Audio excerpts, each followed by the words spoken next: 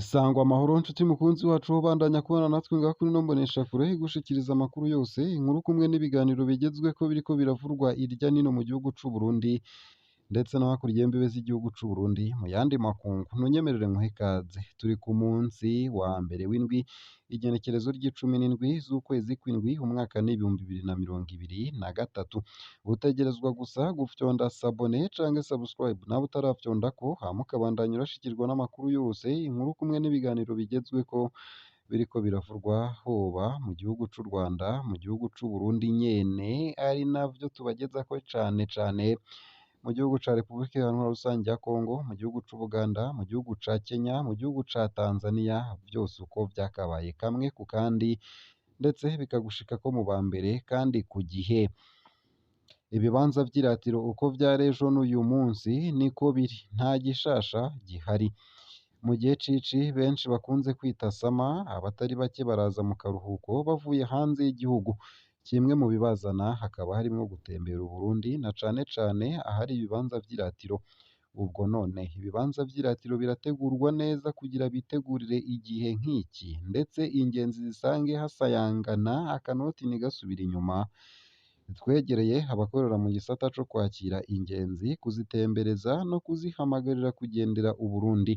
Bruce Niyonzima arongoye ishirahamwe Visit Burundi akaba agira ati urugendo ruracari rurerure kugira tuvuge ko hari akabirya kakozwe mu bibanza vy'iratiro.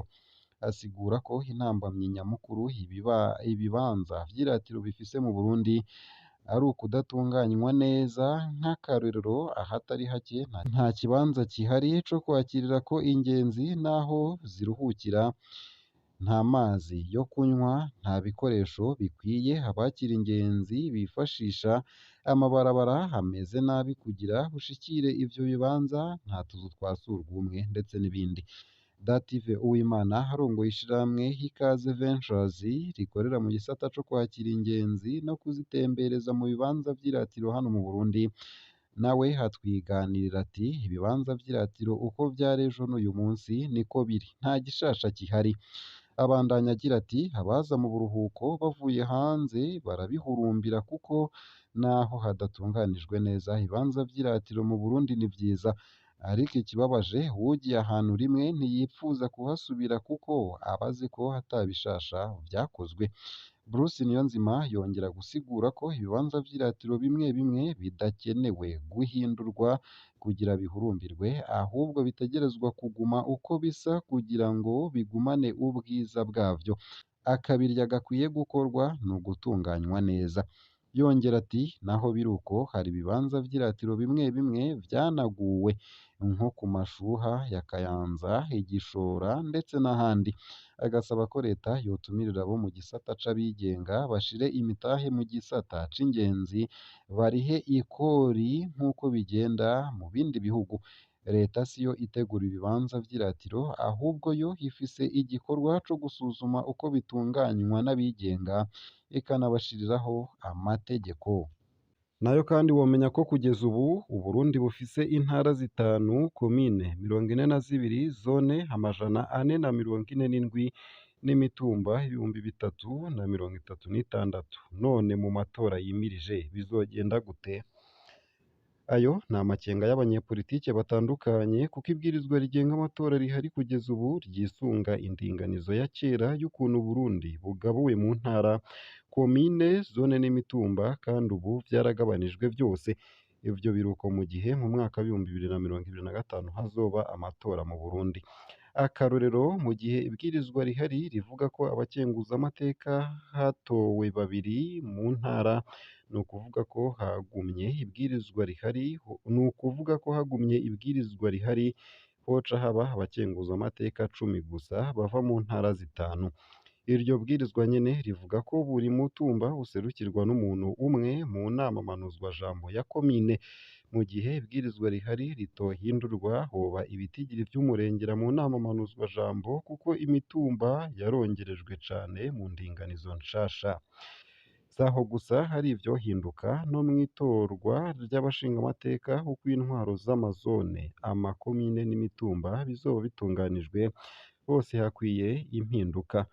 Abanyepolitike batandukanye, abahinga mu vya politike baravuga bimwe mu vyofatirwako mu guhindura itegeko rigenga amatora kugira ryisunge indinganizo nshasha y'ukuntu Uburundi bugabuye mu ntara, amakomine, amazone n'imitumba. Nayo mu makuru ariko aravugwa hanze y'imbibe z'igihugu c'Uburundi nuko muri Noru Kivu abajejwe agateka ka zina muntu babangamiwe mu mazone arimwo intambara. Abajejwe agateka ka zina muntu muri teritwari ya Rucuru baratabaza bavuga ko bariko barakorwako iterabwoba n'abarongoye imirwi y'abaroberi. Baharura 18 mu barongoye amashirahamwe bishwe n'abitwaje ibigwanisho mu kiringo c'amezi 3. Mw'itangazo ryashizwe ahabona kuri uwu wa kabiri i Kiwanja muri teritwari ya Rucuru mu ntara ya Noru Kivu mu buseruko bwa Repubulika Iharanira Rusangi ya Kongo. Abajejwe agateka ka zina muntu bemeza ko bariko bararonderwa n'abasirikare bo mu mirwi yitwaje ibigwanisho ikorera muri ico gice ca Repubulika Iharanira Rusangi ya Kongo. Ivyo biriko bikorwa kuva hatanguye ugutana mu mitwe hagati y'ingabo z'igisirikare ca Kongo n'abaroberi ba M23 mu materitwari ya Rucuru na Masisi mu ntara ya Noru Kivu. Ku bwa Patrick Riki Paruku harongoye rimwe mu mashirahamwe aharanira agateka ka zina muntu muri teritwari ya Rucuru, abaharanira agateka ka muntu batari munsi y'18 baramaze kwicwa mu kiringo c'amezi 3 gusa. Ni ibintu bitaduhumuriza twebwe abaharanira agateka ka zina muntu muri teritwari ya Rucuru. Imirwi yitwaje ibirwanisho iradutera tukibaza ryari iki kibazo kizohera. Mu kiringo c'amezi 3 gusa 18 mu bo dukorana barishwe n'imirwi yitwaje ibigwanisho mu masheferi 2 yo muri teritwari ya Rucuru bazira ko biyamirije ubwicanyi bukorwa n'abo baroberi. Uko akaba ariko yamenyesheje. Ubuhuzabikorwa bw'ishirahamwe ryigenga Force Vive de Rucuru butomora ku ruhande rwabwo ko abaroberi ba M23 hamwe n'abagwanyi ba SMS, Nyatura, Mai Mai n'iyindi mirwi y'abagwanyi bose ari isoko ry'ubwicanyi buriko bukorerwa abaharanira agateka ka zina muntu. Abarongoye imirwi yitwaje ibigwanisho yivugwa baragirizanya ku vyo bagirizwa n'ayo mashirahamwe yigenga. N'abasirikare bo mu runani rwa leta ya Kinshasa, SMS, Nyatura, Mai Mai na FDLR. Bica abantu n'abaserukira amashirahamwe yigenga mu ntumbero yo gucafuza ishusho yacu gusa. Baranyegeza amakanda y'ukuntu bafashanya mu gutera ibirindiro vyacu ariko kandi no gutera abantu bose bavuga ikinyarwanda. Uko akaba ariko vyashikirijwe na Meja Wiringoma havugira M23.